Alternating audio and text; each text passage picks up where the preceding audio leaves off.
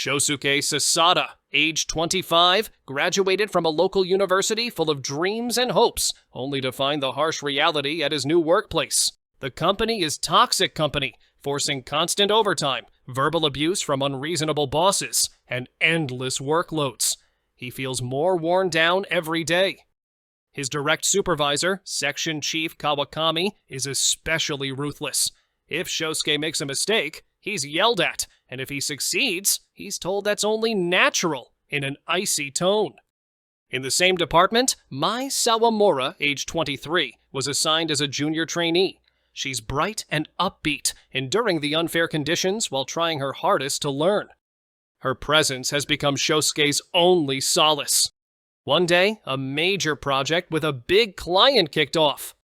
It's a critical deal for the company, but the schedule is impossibly tight, and they're short on manpower. Section Chief Kawakami simply piles on the pressure without giving clear directions.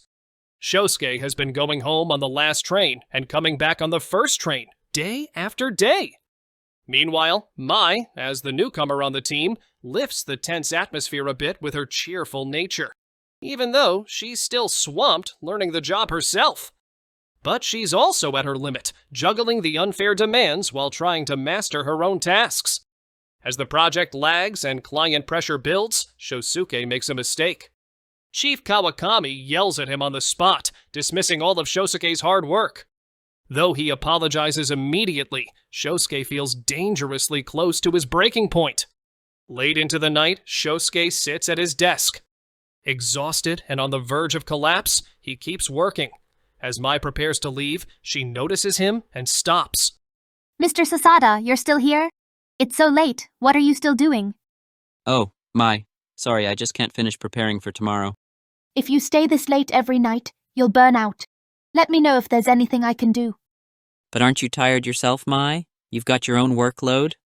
I'll manage. I know you'd do the same for me. We help each other when it's tough. Touched by her optimism, Shosuke decides to accept her help. Thanks, but don't push yourself too hard, okay? No worries. If we work together, we'll finish faster.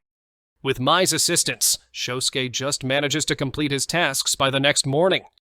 At dawn, in the office, Mai smiles. We did it. That should settle things for now. You really saved me. I couldn't have done it without you. Thank you. Not at all. You explained everything clearly, so I could help efficiently.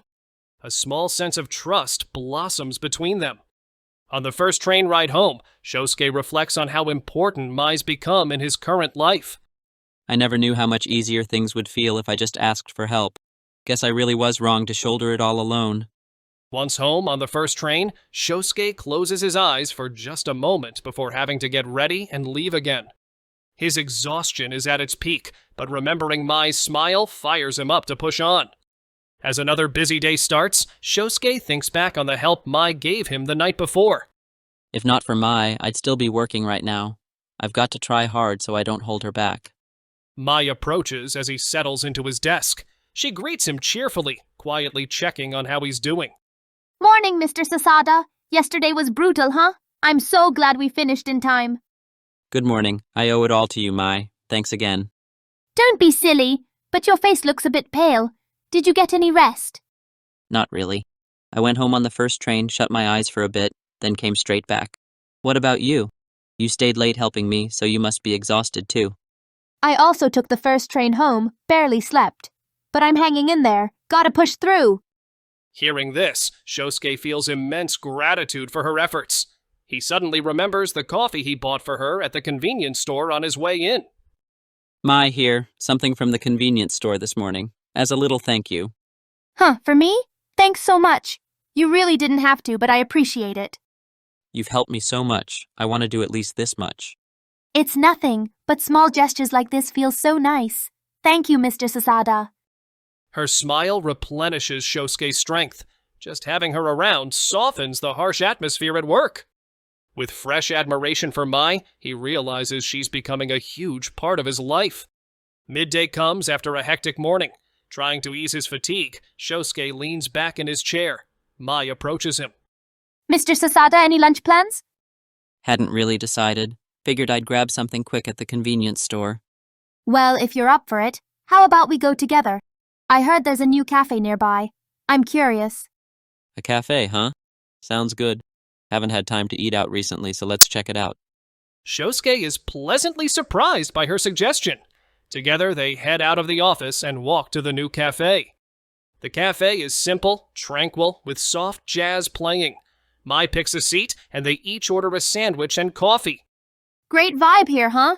Feels like some stress is melting away. For sure. Moments like this remind me we really do need breaks. Their chat moves beyond work. Topics like hobbies and weekends come up bit by bit. You're more of an outdoorsy person than I expected, Mai. I'm more of an indoor guy. Prefer games at home. Really? I always pictured you with some serious, studious hobby. People tend to think that. Actually, I'm pretty low-key. Maybe you can share some ideas for fun activities. Sure, how about a hike together sometime? He blushes at her suggestion, but can't hide a smile. It feels like they're slowly growing closer. Near the end of the workday, an urgent call rings out.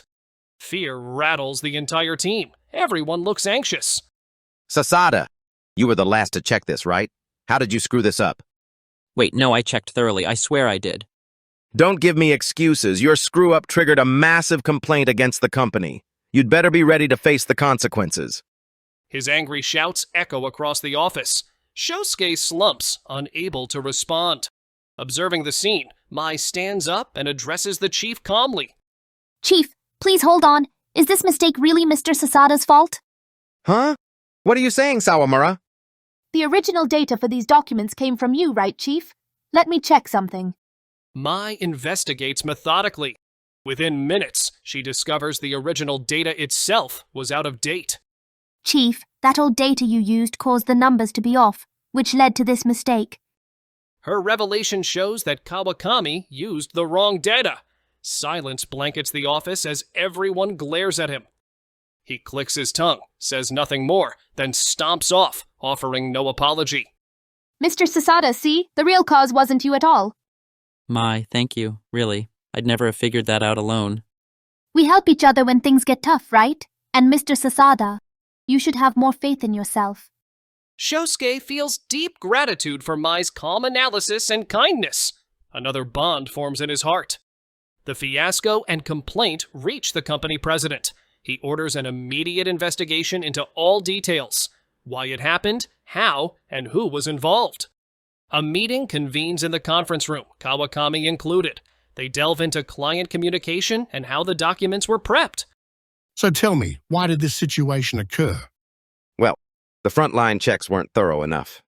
Excuse me. From our investigation, the root cause is that the chief used outdated data. That led to errors in the final documents. Her level-headed explanation stuns everyone. Other employees also speak up about Kawakami's habitual power harassment. He rarely listens to subordinates, he just issues orders. Any mistake he pins on us, never taking responsibility himself. With employees speaking out, Kawakami's toxic behavior, long hidden, is finally exposed. Kawakami, how do you explain this? Maybe it's a shortfall in training my subordinates. The president's expression darkens at this vague excuse. Enough! The error stems from your poor supervision and data management. Now we hear reports of your harassment as well. I can't let you stay in charge of this department. Kawakami is reassigned to another division. Early the next morning, he quietly clears his desk. Colleagues watch him leave with an air of relief. Hopefully the office mood improves a bit now.